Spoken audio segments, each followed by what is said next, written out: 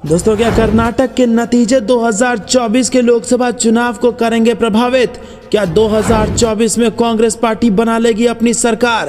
क्या भाजपा का हो जाएगा सभी राज्यों से सुपड़ा साफ? जी हां दोस्तों, आपको बता दें कि इस वक्त की बड़ी खबर आ रही है।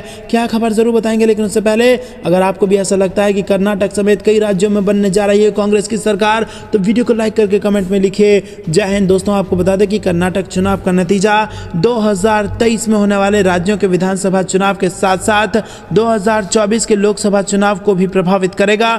राहुल गांधी की भारत जोड़ो यात्रा के बाद कांग्रेस उनकी गंभीर नेता की छवि के तौर पर पेश जो छवि कर रही है, उससे जबरदस्त फायदा कांग्रेस को हो रहा है। दक्षिण भारत में इसके असर का दावा कांग्रेस कर रही है और अगर कर्नाटक में कांग्रेस को जीत मिलती है तो राहुल गांधी की यात्रा को सफलता से भी जोड़ा जाएगा। और दोस्तों, आपको बता दें कि कर्नाटक में जीत इस बात पर मोहर होगी कि राहुल गांधी की भारत जोड़ो यात्रा एक असरदार यात्रा थी और उससे भाजपा का डरना लाजमी था और शायद यही कारण रहा होगा कि राहुल गांधी की सदस्यता भी चली गई है। और दोस्तों, इससे यह भी साबित होगा कि राहुल गांधी जब से वो सदस्यता खो बैठे हैं तब से भाजपा के लिए और ज़्यादा खतरनाक राहुल गांधी हो गए हैं। और दोस्तों, कर्नाटक की जीत के बाद अगर मध्य प्रदेश और राजस्थान में यह जीत दोहरा ली जाती है तो 2024 के लोकसभा चुनाव का रास्ता एकदम साफ माना जा रहा है और कर्नाटक के बाद जो राहुल गांधी का एक नया उदय हो रहा है वो कहीं ना कहीं 2024 तक जाने वाला है। आपको क्या कुछ लगता है कमेंट में जरूर बताइए, लेकिन उससे पहले वीडियो को लाइक करना मत भूलिएगा। रुक करते हैं अगली ब्रेकिंग न्यूज की तरफ। बीजेपी को बड़ा झटका, सुप्रीम कोर्ट का फैसला, दिल्ली पर चुनी हुई सरकार का अधिकार, विधानसभा को कानून बनाने की शक्ति। जी हां दोस्तों, सुप्रीम कोर्ट की 5 जजों की संविधान पीठ ने गुरुवार को दिल्ली सरकार और केंद्र के बीच विवाद पर अपना अहम फैसला सुना दिया है। दिल्ली सरकार की वही शक्तियां हैं जो दिल्ली विधानसभा को मिली हैं और दिल्ली सरकार को सर्विसेज पर विधायी और कार्यकारी अधिकार है। वहीं सुप्रीम कोर्ट ने कहा है कि 2019 में जस्टिस अशोक भूषण के फैसले से वो सहमत नहीं है और जस्टिस भूषण ने 2019 में पूरी तरह केंद्र के पक्ष में फैसला दिया। तो दोस्तों, अगर आपको इसकी पूरी जानकारी दें तो यहाँ पर अब अधिकारियों की ट्रांसफर और पोस्टिंग का जो अधिकार होगा वो दिल्ली के मुख्यमंत्री के पास होगा, जो अभी तक लेफ्टिनेंट गवर्नर कर रहे थे। राज्यपाल की कार्यकारी शक्ति उन मामलों पर है जो विधानसभा के दायरे में नहीं आती। ये सुप्रीम कोर्ट ने अब क्लियर कर दिया है कि ऐसे मामले जो विधानसभा के दायरे में नहीं आते वहां पर एलजी की शक्तियां हैं, लेकिन जो विधानसभा की शक्ति है वो दिल्ली की चुनी हुई सरकार की शक्ति है। और अब आपको बता दें कि दिल्ली विधानसभा के पास पुलिस, कानून व्यवस्था और भूमि के मामले में अधिकार नहीं है, यानी कि इन मामलों को छोड़कर अन्य विभागों के अधिकारियों पर दिल्ली सरकार को नियंत्रण हासिल हो जाएगा। तो दोस्तों, पुलिस में, लैंड में और रेवेन्यू में इन 3 चीजों को छोड़कर अब जो भी अधिकारी होगा वो केजरीवाल के अधीन होगा। केजरीवाल के ऊपर इस बात की शक्ति होगी कि वो उन अधिकारियों का तबादला और उनकी पोस्टिंग कर सकें। रुक करते हैं अगली ब्रेकिंग न्यूज की तरफ। एकनाथ शिंदे में थोड़ी भी नैतिकता होगी तो वो इस्तीफा दे देंगे, संजय राउत ने सुप्रीम कोर्ट के फैसले पर दिया ये बड़ा बयान। जी हां दोस्तों, सुप्रीम कोर्ट द्वारा महाराष्ट्र के राजनीतिक संकट पर गुरुवार को फैसला सुनाए जाने के कुछ ही देर बाद शिवसेना के नेता संजय राउत ने कहा कि अगर मुख्यमंत्री एकनाथ शिंदे में थोड़ी सी भी नैतिकता होगी तो वो पद से इस्तीफा दे देंगे। इसके साथ ही उन्होंने ये भी कहा कि यदि शीर्ष अदालत ने पाया कि शिवसेना के उद्धव ठाकरे, नीत खेमे ने सुनील प्रभु आधिकारिक सचेतक थे तो इस टिप्पणी के हिसाब से मुख्यमंत्री एकनाथ शिंदे समेत 16 बागी विधायक अयोग्य साबित होते हैं। दोस्तों, रुक करते हैं अगली ब्रेकिंग न्यूज की तरफ। अब 365 दिनों की राजनीति करेगी कांग्रेस। कर्नाटक चुनाव से राहुल गांधी और प्रियंका गांधी ने दिए हैं ये बड़े संकेत। जी हां दोस्तों, कर्नाटक विधानसभा चुनाव में तमाम उम्मीदवारों की किस्मत ईवीएम में बंद हो चुकी है। हार जीत का फैसला शनिवार को हो जाएगा।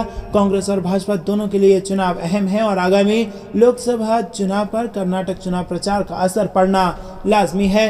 पर भाजपा के मुकाबले ये चुनाव कांग्रेस के लिए कहीं अधिक महत्वपूर्ण है। कांग्रेस के लिए चुनाव कितना अहम है इसका अंदाजा इसी बात से लगाया जा सकता है कि पार्टी अध्यक्ष मल्लिकार्जुन खड़गे राज्य में डेरा डाले हुए हैं और उत्तर प्रदेश के बाद शायद कर्नाटक पहला राज्य है जहां गांधी परिवार के तीनों सदस्य यानी कि राहुल गांधी, प्रियंका गांधी और सोनिया गांधी ने चुनाव प्रचार किया है। स्थानीय नेताओं ने भी प्रचार में कोई कसर नहीं छोड़ी है। पिछले कुछ वर्षों में हुए कई राज्यों के चुनाव के मुकाबले कर्नाटक में कांग्रेस ने आक्रामक प्रचार किया, वहीं भाजपा रक्षात्मक रही। चुनाव घोषणा पत्र में बजरंग दल के जिक्र को भाजपा ने मुद्दा बनाने में देर नहीं की, पर कांग्रेस आक्रामक रुख अपनाए रही और ये पहली बार है कि पार्टी ने गृह मंत्री के खिलाफ थाने में जाकर रिपोर्ट दर्ज कराई। दोस्तों, रुक करते हैं अगली ब्रेकिंग न्यूज की तरफ। शिंदे सरकार को बड़ी राहत, सीजेआई बोले विधायकों की अयोग्यता पर सुप्रीम कोर्ट नहीं ले सकता फैसला। जी हां दोस्तों, आपको बता दें कि शिवसेना विवाद पर सुप्रीम कोर्ट की संविधान पीठ ने गुरुवार को फैसला सुनाया।